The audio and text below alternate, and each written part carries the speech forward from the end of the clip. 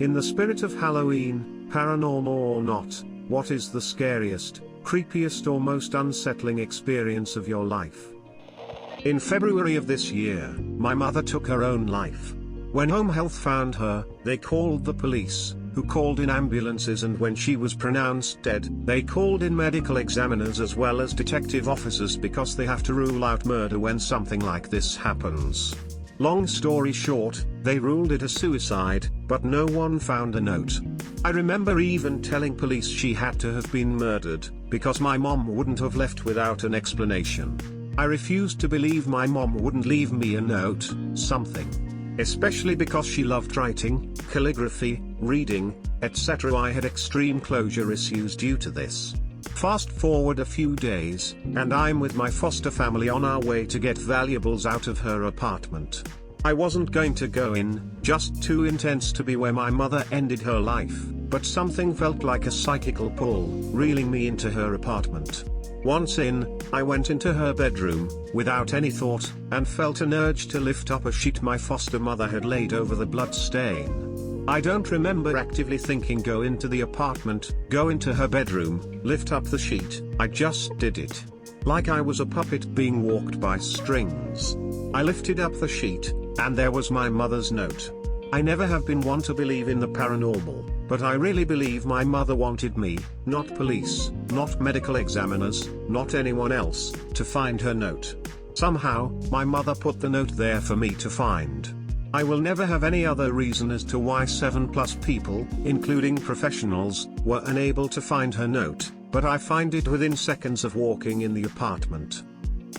I was home alone while my parents and brother were out shopping, and I had been playing some old COD upstairs when I heard a door open downstairs. I thought they had came home, but I was too busy playing to notice. I called out for my brother. No response. Called out for mom. No response. I crept to peep at my living room and saw this bum sitting on the couch. He looked at me and my heart sank and I was frozen with fear. He just stared at me and I at him. It felt like forever, and thankfully my parents came home, and even then the bum wouldn't move. He just stared, and my dad forcibly removed him and he was arrested. Back in the 90s I lived in one of the worst, oldest parts of the town. We lived a beat-up old greenhouse that looked like a textbook case haunted house.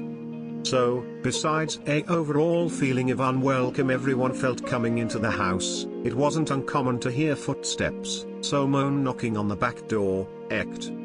There were two moments while living there that completely creeped me out. The first event, waking upstairs around 2 or 3 in the morning. From my room it sounded like we had a group of people quietly talking in the living room. As I descended the steps the murmuring got louder, but as I got into the living room, no one was there. The room was dark and quiet. The second time was around 8 at night. I was playing with one of those instant cameras and taking random pictures.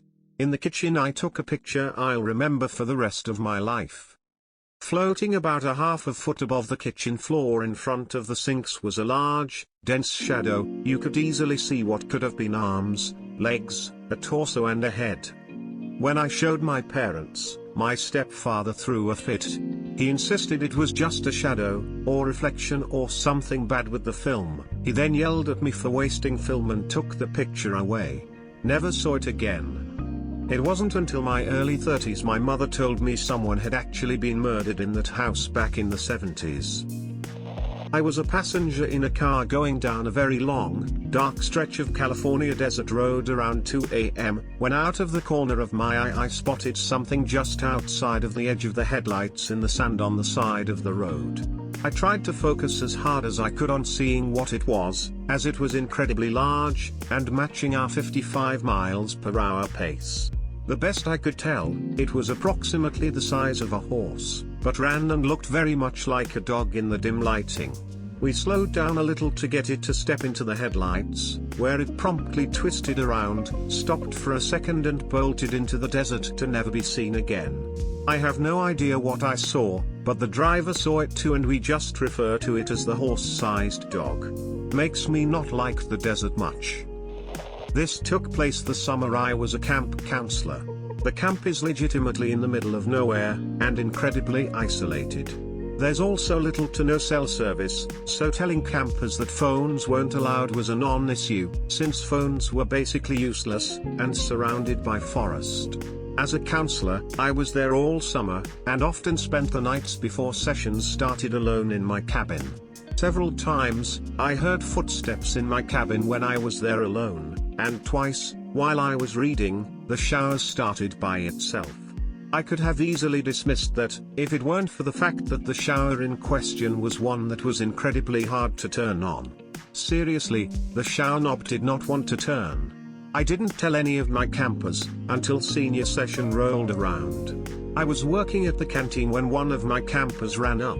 I believe she was a junior in high school, with soaking wet hair and a really freaked out expression. She had been in the shower, and the one next to her had started on its own, and she could hear someone getting in the shower. But there was no one in the cabin. The next day, we were headed back before dinner, and got locked out of the cabin. Couldn't get in, at all.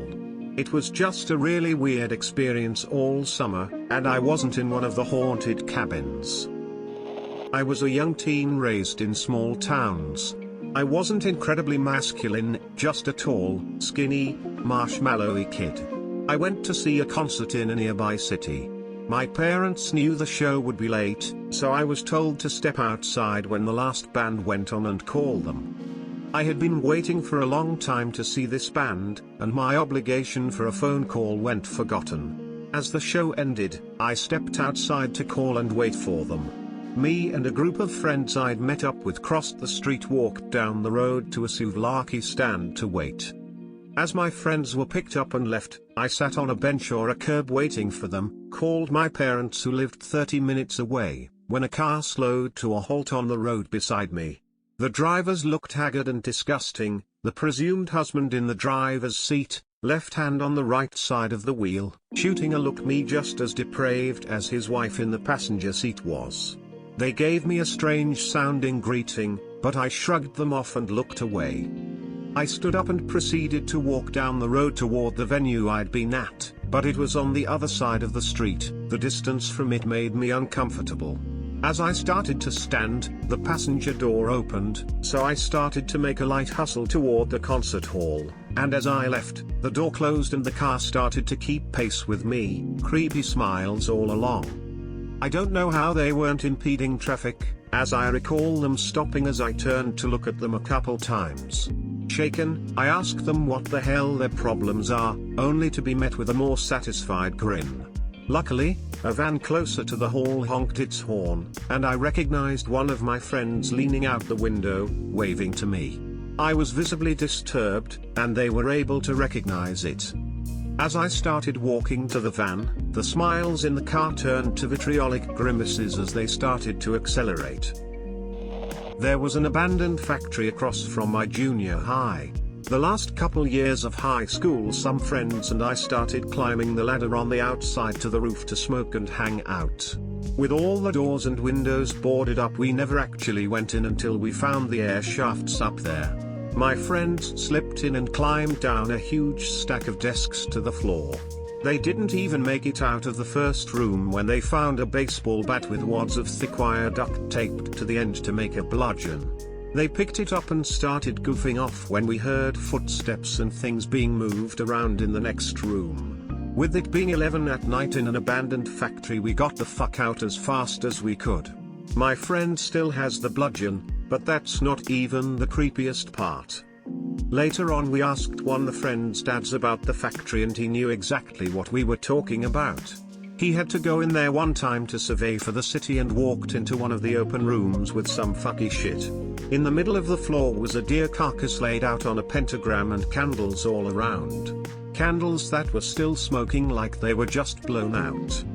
Another friend of mine knew a guy who had also been in there and found weird shit. He walked into a room to find bat skeletons laid out on the floor with the same candles surrounding them. We went out there a few more times, but just stayed on the roof avoiding any more spooks. TL, Doctor, satanic cult possibly lives in abandoned factory in my city. I was at a week-long summer camp, and I woke to the sound of someone saying hello? Who's there? When I woke up, I realized I was in the fetal position sitting upright, and since everyone was in thick canvas tents, there was no light whatsoever. Turns out I had sleepwalked into a tent about 3 down the line from mine, and I was sitting at the foot of this guy's bed in the fetal position. Luckily it was my friend's tent, so we stayed up the rest of the night talking about poop and Star Wars. We were 13. Back in the early 2000s when I was 12 or 13 years old, I shared a second-floor bedroom at the rear of the house with my twin brother. It was probably around midnight, as we usually ended up talking about nonsense until that hour, when it happened. 2 lights appeared over the closet door and followed the wall the long way around the room until they got over the window and faded. It was like watching 2 dim car headlights traverse the perimeter of our bedroom near the ceiling. We both saw it, we both still freak out about it as there was nothing we could do to explain how the lights went on every wall. Creepy as fuck.